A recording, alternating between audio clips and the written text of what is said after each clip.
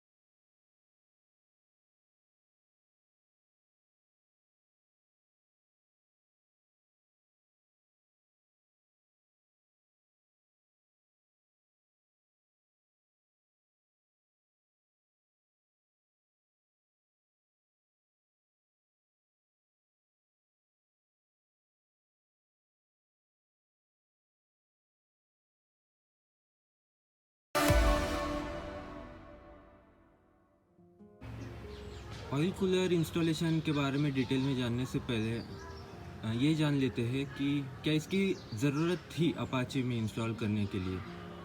और ये समझ में आने के लिए हमें किस टाइप की बाइक्स रहती है जहाँ में ऑयल ठंडा होता है, इसके बारे में जानकारी लेनी पड़ेगी। तो मैं स्टेप बाय स्टेप एक्सप्लेन करता हूँ और आप ही डिसाइड कर लो कि इसमें ऑयल कूलर की ज़रूरत थी या नहीं। पहले तो बता दूं कि तीन टाइप्स की बाइक होती है। एक तो रहती है एयर कूल्ड, जैसे आपने ये देख लिया होगा, टीवीएस अपाची एयर कूल्ड रहती है।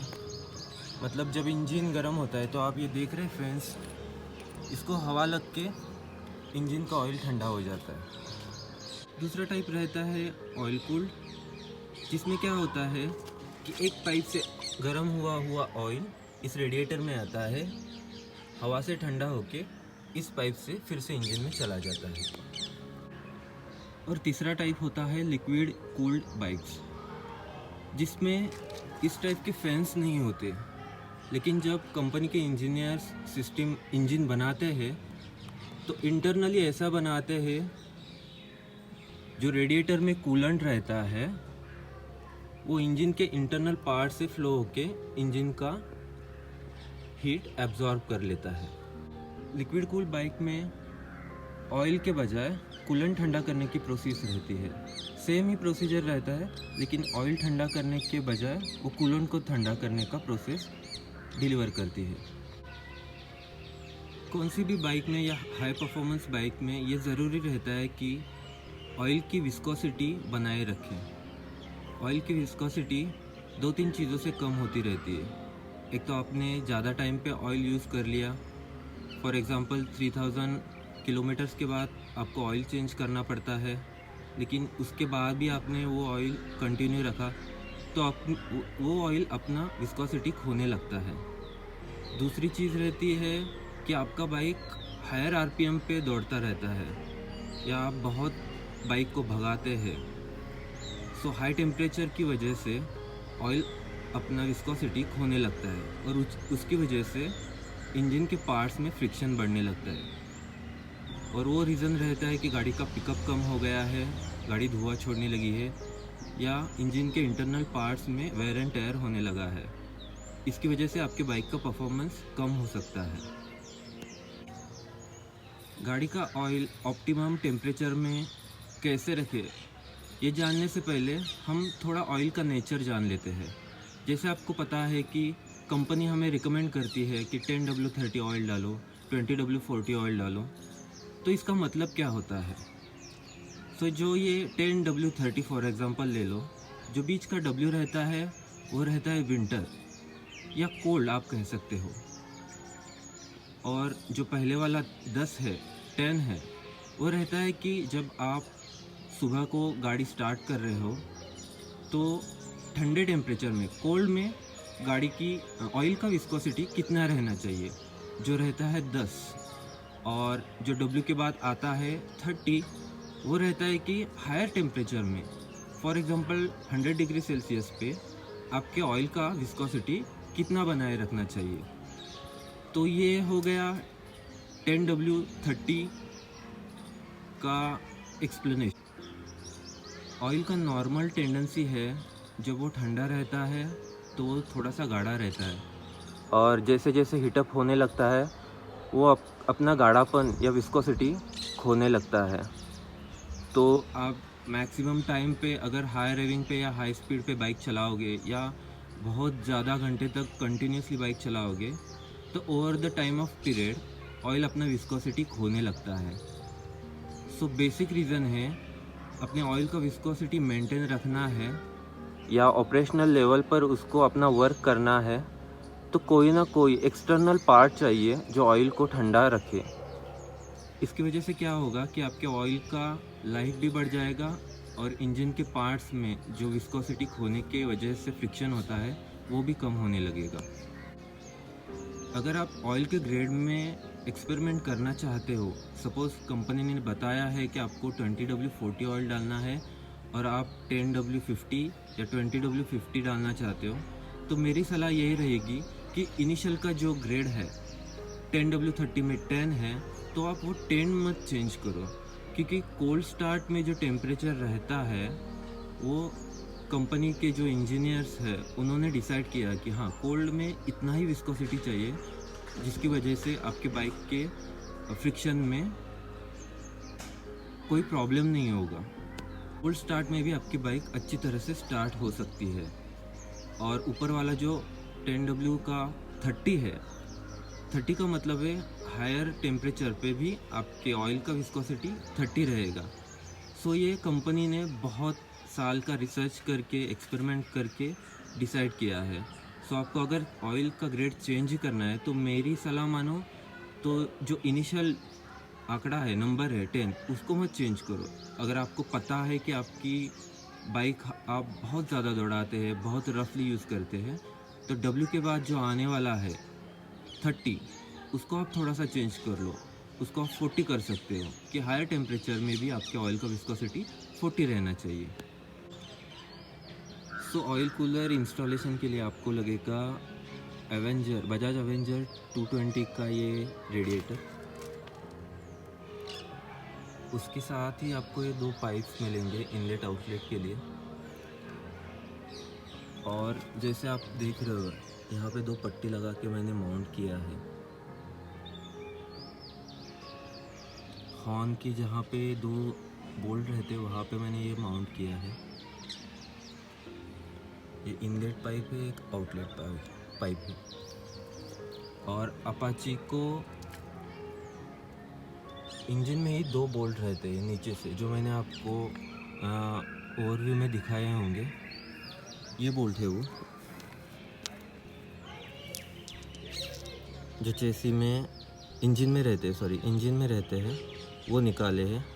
और उसके यहाँ पे आपको लगेंगे इस टाइप के 2 बेंजो बोल्ट्स, जहाँ से ऑयल फ्लो हो सकता है।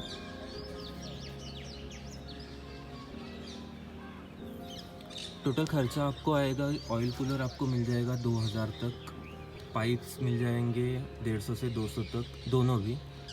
और ये जो बेंजो बोल्ट है वो एक 10-20 रुपये में आपको मिल जाएंगे। इससे थोड़ा सा बड़ा रहता है वो बेंजो बोल्ट, ये सिर्फ मैं दिखाने के लिए कि कैसे रहता है।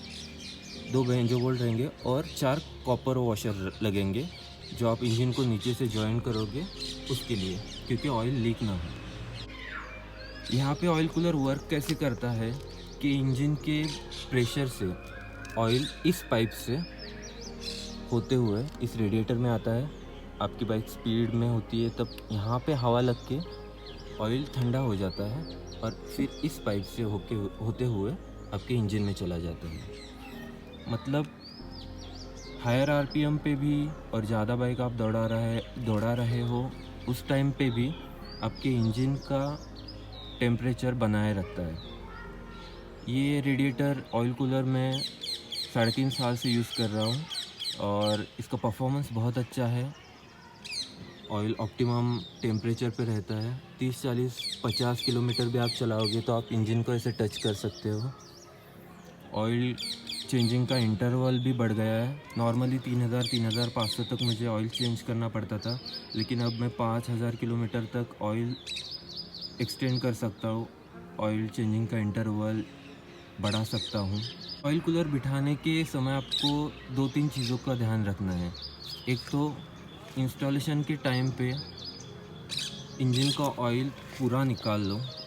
उसके बाद यहाँ पे ऑयल कूलर फिक्स कर दो। ये थोड़ा डिस्टेंस देना पड़ा क्योंकि ऑयल कूलर का पोजीशन इस ओरिएंटेशन में मुझे रखना था। ये थोड़ा ऐसे हो रहा था, इसके लिए मुझे स्पेसर डालने पड़े हैं। तो पट्टियाँ डाली है मैंने। हॉर्न्स की पट्टियाँ आती है, बाइक के हॉर्न्स जो हम लगाते हैं उसकी पट्टियाँ लगा दी है मैंने। 2 कनेक्शन पॉइंट ये है, एक तो ये है और दूसरा वाला ये है। हाँ, 4 बोल्ट लगेंगे आपको जो यहाँ पे फिट हो सके। ये 2 यहाँ पे और 2 यहाँ पे। उसके बाद जो ये बेंजो बोल्ट है, ये 2 बेंजो बोल्ट लगेंगे आपको। मैं ट्राई करता हूँ आपको दिखाने का कि कहाँ पे लगते हैं ये।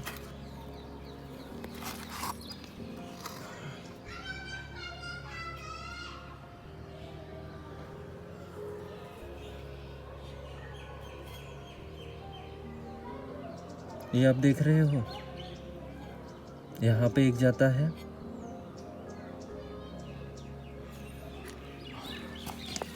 और दूसरा वाला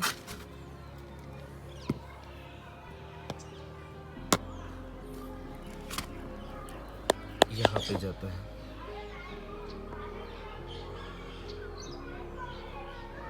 थोड़ा डिफ़िकल्ट है दिखाना।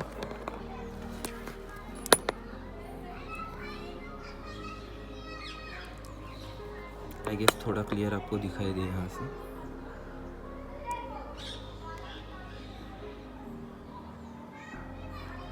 ये रहा। कॉपर वॉशर भी आप देख सकते हो वहाँ पे बिठाया है। ऑयल कूलर आसानी से बैठ जाता है अगर एक्सपीरियंस मैकेनिक हो आपके साथ। प्रॉब्लम सिर्फ आता है ऑयल लीकेज होने का। मुझे 2-3 बार इसको मैकेनिक के पास ले जाना पड़ा क्योंकि नीचे से ऑयल लीक हो रहा था यहाँ की साइड से। आपको सिर्फ ध्यान रखना है कि बोल्ट को सिर्फ इतना ही टाइट करना है कि ऑयल लीकेज बंद हो जाए। आप ज़्यादा टाइट करोगे और अगर स्लिप मार दिया बोल्ट तो बहुत खर्चे का काम है। नॉर्मली हम 1 लीटर ऑयल डालते हैं टीवीएस अपाचे में, लेकिन रेडिएटर की वजह से हमें 200 ml एक्स्ट्रा, मतलब टोटल 1200 ml ऑयल डालना पड़ेगा। मैंने एक वीडियो डाला है जिसमें मैंने इस बाइक में क्या क्या मॉडिफिकेशंस किए उसके बारे में बताया है। सो आप अगर देख सकते हो तो इस सेक्शन में उसका लिंक देख सकते हो। और अगर ये आपको वीडियो अच्छा लगा तो प्लीज़ लाइक कर देना, सब्सक्राइब कर देना, अपने दोस्तों को शेयर कर देना। और अगला वाला वीडियो जो रहेगा वो रहेगा कि ये मैंने यूएसडी फोक्स कैसे बिठाए है, उसके बारे में आपको एक्सप्लेनेशन दूंगा कि कितना खर्चा आएगा और क्या क्या एडवांटेज डिसएडवांटेज है। सो वीडियो एंड करने से पहले एक बात कहना चाहूँगा कि अपने घर पे रहिए, सेफ रहिए, आपका फैमिली का ध्यान रखिए, खुद का ध्यान रखिए। Bye bye.